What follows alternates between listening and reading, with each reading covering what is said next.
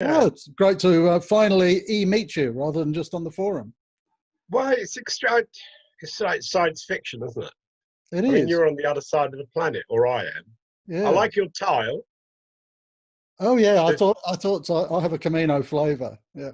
Yeah. I only have one. I've got it stuck to the outside of my house. So I did think of chiseling it off, but Yeah. Unfortunately, we've got Camino stuff all over our house. oh yeah, yeah, yeah.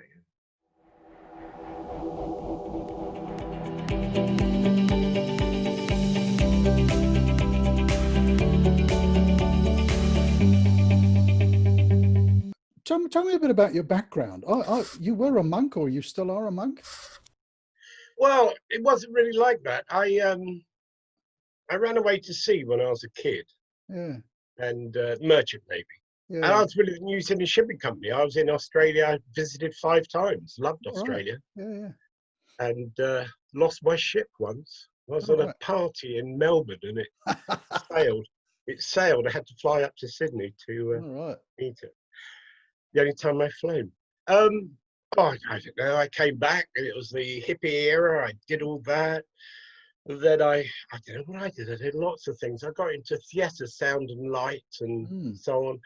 I was when the whole hippie poetry thing was going on. I was one of those. And then that weird thing happens with wives and children and so on. Yeah.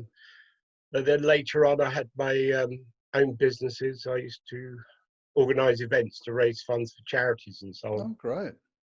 But I've always had this. My mother was a failed Catholic. My stepfather was a failed Jew. So they decided to bring me up with absolutely no religious instruction whatsoever. Yeah. But I've always had this religious thing.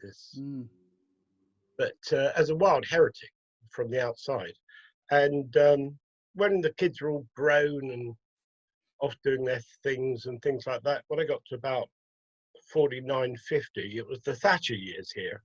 And there was a huge downsurge in the economy, and I closed my fundraising business because everybody was so poor. They were doing it themselves rather than hiring in companies to do it for them. And there was an opportunity to go to university. So I went very late, and I chose religions and theology, which I absolutely loved, every aspect of it, every single day. And my dissertation was on the resynchronizing of the doctrines of reincarnation and Christian doctrines, because for the first 500 years, about half Christians were reincarnationists. And then I'd been divorced, met up with a gal. We were renovating a farmhouse in France, Western France. And I didn't know we were only about 10 miles or so from the Camino route down to from Bordeaux. Oh, nice. We were north of there, east of a little town called Pont. And occasionally, if I went over that way, I'd see these people with rucksacks with shells on the back, looking at maps or peering around. And I had no idea what they were. I thought there was some sort of French club, I had no idea. And this is the days of dial-up computers. And so to get your picture on the screen, it build up line after line. It's so slow. And so I looked up hikers with shells, and then I found the Camino. And I went on Camino in the year 5, March, from Moissac in France. Well, what actually happened, I'd had this really bizarre sort of religious experience, and a very technical one. I had a history of a bad back from something I did when I was younger, and I was renovating the farmhouse, and my girl, she was in England. She spent most of the time working in England, and I'd work on the house. And excuse me but I woke up with a stomachache, not good. I really did my back in. I really did it in. It was appalling. It was so painful. I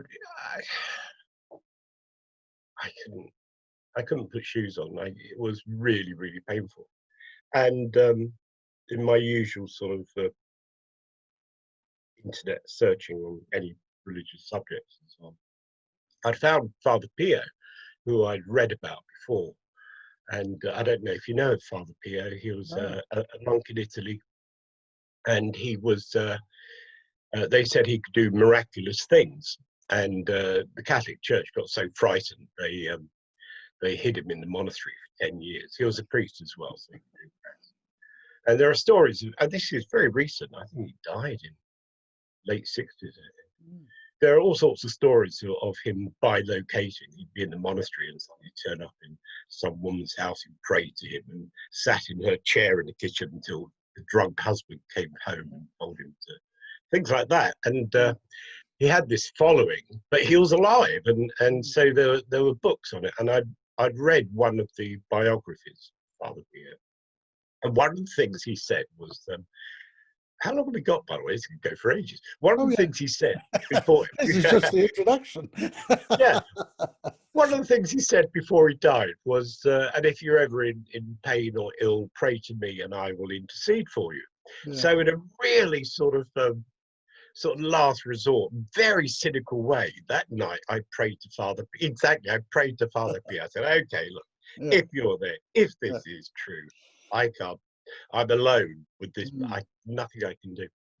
Anyways, next morning, I sort of carefully got out of bed, and I went off and made a cup of coffee. And then I had this really strange sort of electric vibration feeling in the lower front of my stomach, around about the belly button, not at the back, but at the front.